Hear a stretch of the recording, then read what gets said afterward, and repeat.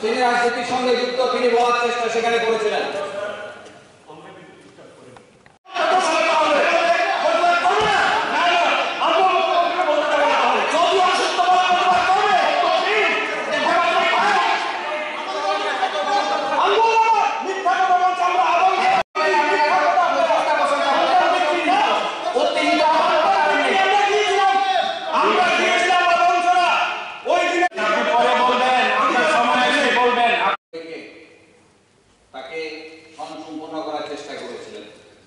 যদিও তার বক্তব্যের বিষয় ছিল বিরোধীদের কটাক্ষ করা, যদিও তার বক্তব্যের বিষয় ছিল কমিউনিস্টদের গালাগাল করা, এবং শুধু তাই না 75 বছর 76 বছর বয়সে একটি গানের লাইনকে 3 থেকে 4 বার উদ্ধৃত করে অনেকটা ধমক দেওয়া মনে হয়েছে বিরোধীদের। এই ধরনের স্টাইলে তিনি অবতীর্ণ হয়েছিলেন যাতে এই রিপোর্টটাকে জোর করে বিরোধীদের পক্ষ থেকে তার সমর্থন আদায় করা যায়।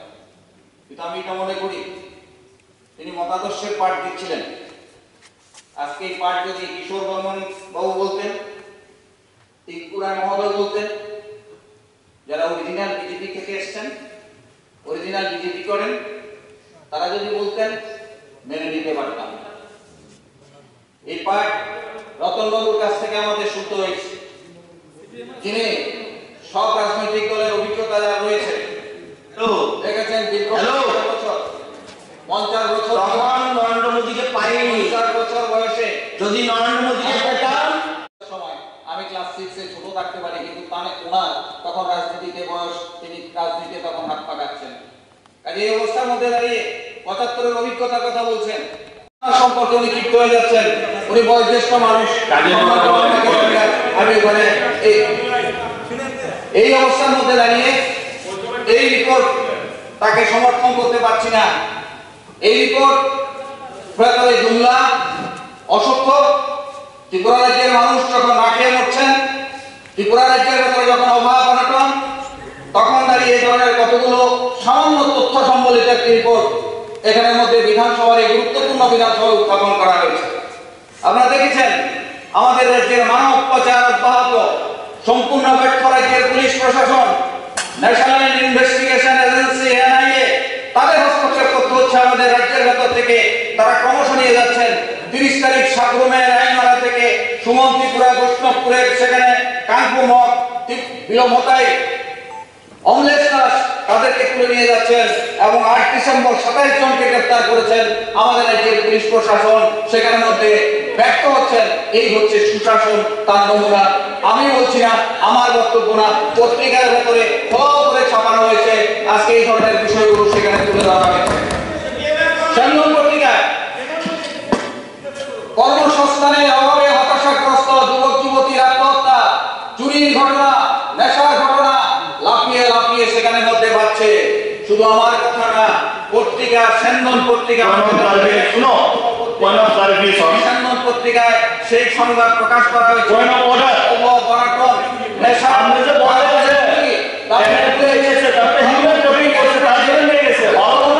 সামনে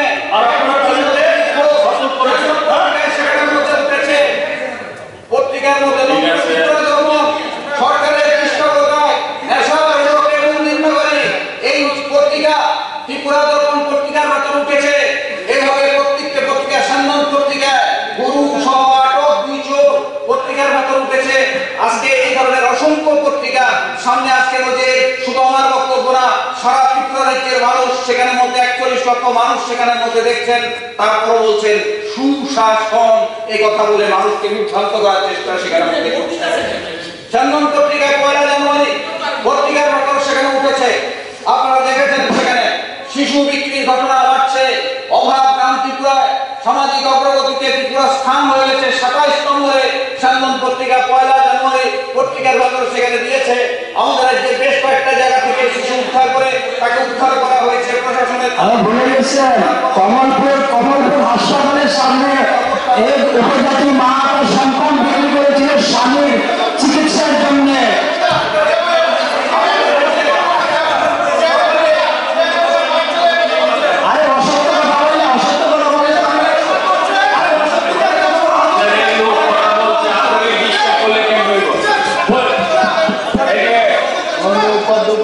কি অবস্থা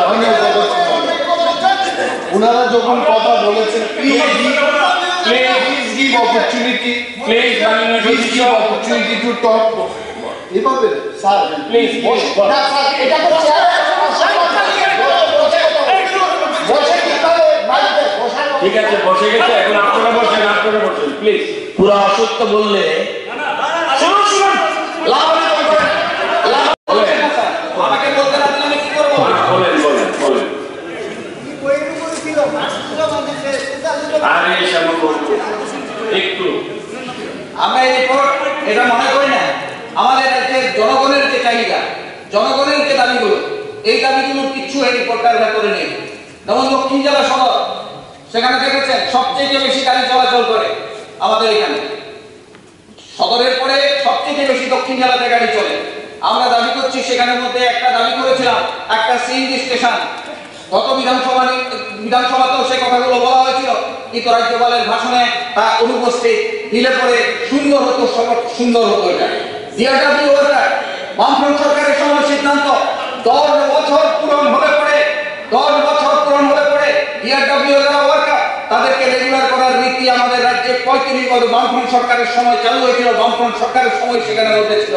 আজকে 15 বছর পেরিয়ে গেছে, একটা 16 বছর পেরিয়ে গেছে, এখন পর্যন্ত সেই ডিআরডব্লিউ ওয়ার্কার তাদেরকে এখন পর্যন্ত রেগুলার করা হচ্ছে না। 15-16 বছর সেখানে মধ্যে পেরিয়ে গেছে।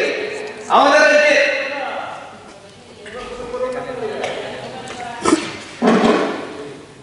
বিদ্যুৎ আপনারা দেখেছেন বেসরকারীকরণ করা হয়েছে। বেশ কিছু জায়গায় সেখানে মধ্যে সাবডিভিশন, আজকে তার জন্য দুর্দশা তৈরি হয়েছে। স্টাফ নেই সেখানে, 10 দিনে কল করলেও সেখানে মধ্যে যায় না। এই ধরনের দুর্দশা ট্রাইবেল এলাকার ভেতরে এখানে আছেন, ওনারা সবচেয়ে বেশি ভুক্তভোগী। কাজে এই ধরনের একটি অবস্থার ভেতরে আছে। যারা সেখানে মধ্যে কন্ট্রাকচুয়াল এআরকে কোম্পানি 196 জন স্টাফ সেখানে আছে, 12,700 টাকা তাদের বেতন দেওয়ার কথা, 6,980 টাকা মাত্র বেতন পাচ্ছেন। গত 4 মাস ধরে বেতন পাচ্ছেন না। কি করে তারা কাজ করবেন? আজকে কাজ করতে পারছেন না, সেখানে এক অব্যবস্থা সেখানে মধ্যে তৈরি হয়েছে। এটাই হচ্ছে সুশাসন আমাদের রাজ্যের ভেতরে চলছে। 40,000 সামাজিক ভাতা আপনারা বলছেন সেখানে মধ্যে তারা নিরপেক্ষ দৃষ্টিভঙ্গিতে সেখানে মধ্যে দেখছেন। রাজনৈতিক দৃষ্টিভঙ্গিতে 40,000 উপরে ভাতা প্রাপক তাদেরকে বাদ দিয়ে দেওয়া হয়েছে। বৃদ্ধ থেকে 80 বছরের বৃদ্ধ থেকে শুরু করে আছে। আমার কথা যদি মিথ্যা হয় সার্ভে করুন।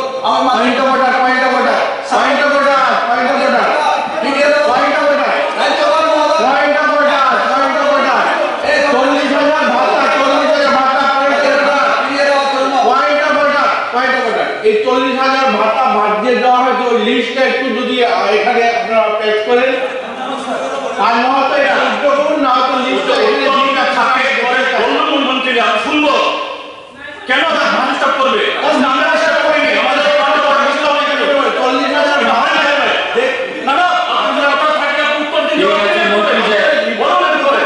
রিপোর্টটা একটু আপনারা এখানে সাবমিট ঠিক আছে ঠিক আছে বলবো স্যার, আমাকে স্যার এইভাবে বলে আমি তো স্যার ভাষাগুলো ভুলে যাচ্ছি।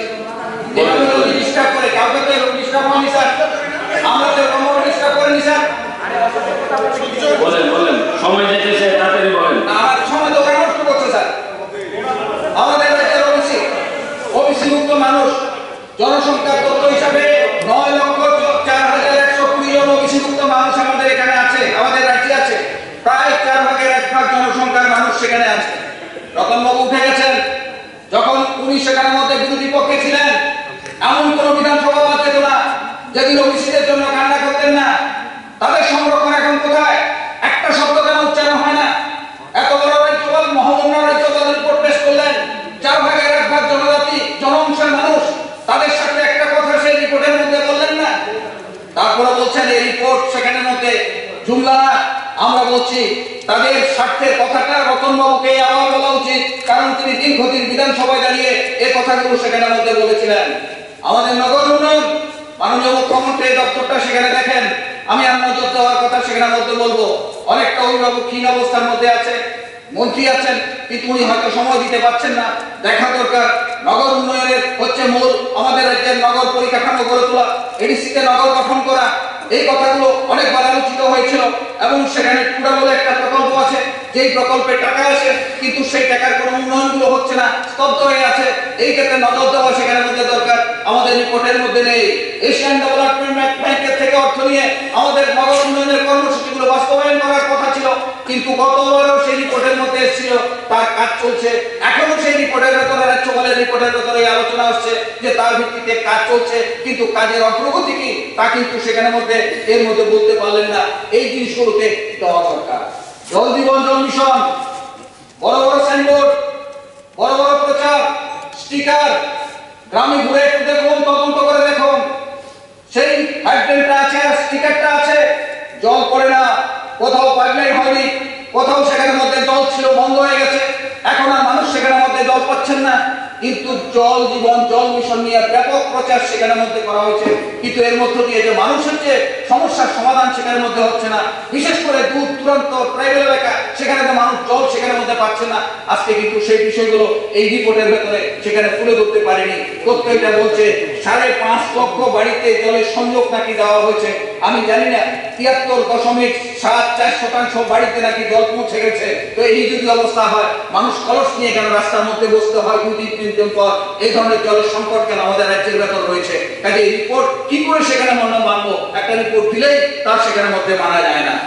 আমাদের রাজ্যের ক্যান্সার পেশেন্ট, আমি নিজে একজন ক্যান্সার রোগী, আমি তার ব্যাখ্যা সবচেয়ে বেশি পরিমাণে বুঝি। উনি ডাক্তার, মুখ্যমন্ত্রী, কাজে উনি বুঝবেন। 2011 সালে আমাদের তৎকালীন মামফোর্ড সরকার থাকাকালীন সময়ে পলিয়েটিভ কেয়ার সেন্টার সেখানের মধ্যে চালু হয়েছিল আমাদের রাজ্যের ভেতরে। এগুলোর মধ্য দিয়ে যে সমস্ত ক্যান্সার রোগীরা বিছনা থেকে উঠতে পারে না, তাদের বাড়িতে গিয়ে তাদের পরিষেবা দেওয়ার কথা, বন্ধ হয়ে আছে। এই পরিষেবাটা প্রায় বন্ধ। খোঁজ নেওয়ার জন্য আমি বলবো, একটা মানবিক বিষয়। আরেকটি বিষয়, ক্যান্সার ডিটেকশন সেন্টার, 40টা ডিটেকশন সেন্টার 2016 সালে চালু করা হয়েছিল বামফ্রন্ট সরকারের সময়। একটা ডিটেকশন সেন্টার সেখানে কাজ করছে না ঠিকভাবে। ডাক্তার যাওয়ার কথা, সপ্তাহে একবার সেখানে চেকআপ করার কথা, মানুষ সেখানে আসবেন সংবেদনশীল এই ক্যান্সার রোগীরা, তাদের স্বার্থে এই জিনিসগুলো নেই সেখানের মধ্যে। আমাদের রিপোর্টে কিন্তু স্বাস্থ্য পরিষেবার কয়েকটি তথ্য দেওয়া হচ্ছে, কিন্তু এই যে খুঁটিনাটি জিনিসগুলো যেগুলোর মধ্য দিয়ে সামাজিকভাবে পিছিয়ে পড়া এবং দুর্বল, অর্থনৈতিক থেকে দুর্বল, তাদের চিকিৎসার যে বিষয়গুলো, এই বিষয়গুলো কিন্তু এই রিপোর্টের ভেতরে সেখানের মধ্যে নেই। কিন্তু আমাদেরকে বলে যেতে হবে সুশাসন সেখানের মধ্যে চলছে। কাঞ্চনজঙ্ঘা এক্সপ্রেস, আপনারা সবাই জানেন, আমি চিঠি দিয়েছিলাম 2-3 বার। হ্যাঁ, সুশান্ত বাবুর উত্তরটা আমি পাই, উনি সেই ভদ্রতাটা দেখান। অন্য কাউকে চিঠি দিলে সেটা আমি পাই না, কিন্তু উনি অন্তত চিঠিটা রিসিভ করেছেন, অন্তত তার চিঠিটা সেখানে দিয়ে বলেন আমি বিষয়টা সেখানের মধ্যে দেখছি। কতদিন হয়েছে ঘটনা? দুর্গাপূজার আগে সেখানে দেওয়ার কথা, আজ পর্যন্ত সেখানে হচ্ছে না। কি রাজ্য সরকার কি উদ্যোগের অভাব, নাকি এটা দিয়ে আমাদের উত্তর পূর্বাঞ্চল দিয়ে যাওয়ার ব্যবস্থা? প্লেনে প্রচুর টাকা সেখানে পড়ে, কাজে কলকাতার সঙ্গে যোগাযোগের একটা বিরাট মাধ্যম, কিন্তু রাজ্য সরকারের কোনো ভূমিকা নেই। যার মধ্যে দিয়ে দুর্বল অংশের মানুষ তাদের সেবা করার জন্য অন্তত এই 2টি সাপ্লাইন সেখানের মধ্যে কাজ করে। আমাদের রাজ্যের ভেতরে এই এসসি সাপ্লাইন, এসটি সাপ্লাইন সংবেদনশীল বিষয় আলোচনা নেই। তথ্য দিয়ে কি হবে? উপজাতি অংশের মানুষ, তফসিলভুক্ত পিছিয়ে পড়া অংশের মানুষ, তাদের সাথে কতটুকু কাজ হচ্ছে? এসটি সাপ্লাইনে কি কাজ হচ্ছে? পরিকার্যকালের ভাষণের ভেতরে একটি রিপোর্ট সেখানে মধ্যে উত্থাপন করা হয়নি। এই বিষয়গুলো সেখানের মধ্যে দেখা দরকার। স্কিল ডেভেলপমেন্ট অত্যধিক গুরুত্বপূর্ণ। অর্ধশিক্ষিত ঋণের বোঝা 23,000 কোটি টাকা এই জনগণের ঘরে এই ঋণ সেখানে চেপে আছে। এই ঋণ কিভাবে পরিশোধ হচ্ছে? এটার জন্য কি ব্যবস্থা রাজ্য সরকার সেখানে মধ্যে নিচ্ছেন? সবচেয়ে গুরুত্বপূর্ণ বিষয়, এই 23,000 কোটি ঋণ আমাদের মাথার উপর সেখানে রয়েছে। রাজ্য সরকার কোন গতিতে আস্তে আস্তে করে সেগুলোকে পরিশোধ করার জন্য কি উদ্যোগ নিচ্ছেন? একটি লাইন রাজ্যপালের ভাষণের মধ্যে নেই। 23,000 কোটি টাকার ঋণ মাথার উপর নিয়ে তারপর আমাদের বলতে হচ্ছে সুশাসন চলছে আমাদের রাজ্যের ভেতরে, এই কথাটা সেখানের মধ্যে বলতে হচ্ছে।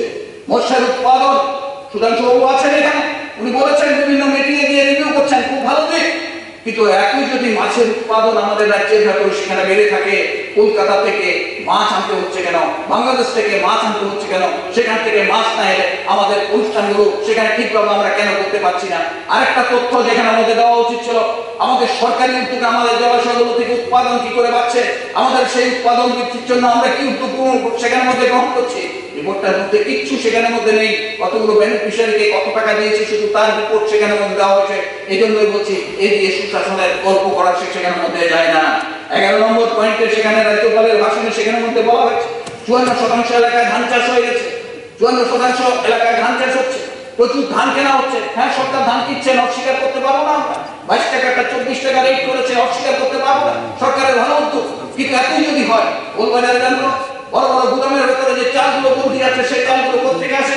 সমস্ত চালগুলো আসছে বাইরে। আমাদের উৎপাদন একটু শেষ করে আসছে, আমাদের উৎপাদন কোথায়? তাহলে পরে এই ধরনের কথাগুলোর সঙ্গে বাস্তবতার কোনো মিল সেখানের মধ্যে আমরা খুঁজে পাচ্ছি না। কাজে এই জিনিসগুলো সেখানের মধ্যে দেখতে হবে।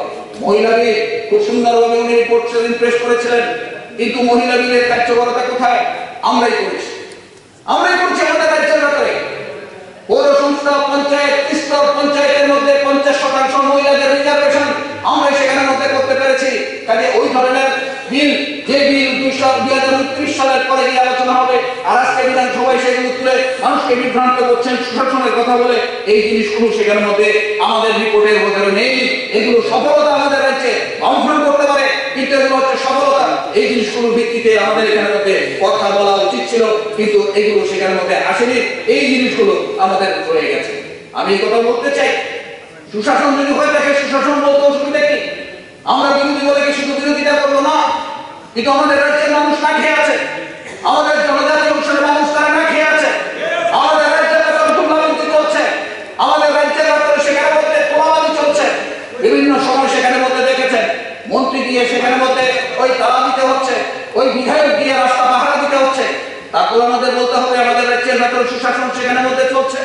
আমাদের রাজ্যে প্রতিদিন পত্রিকা খুললে একটার পর একটা অনিয়মের ছাপ সেখানে মধ্যে প্রকাশিত হচ্ছে প্রতিদিনের পত্রিকার ভেতর দাঁড়িয়ে।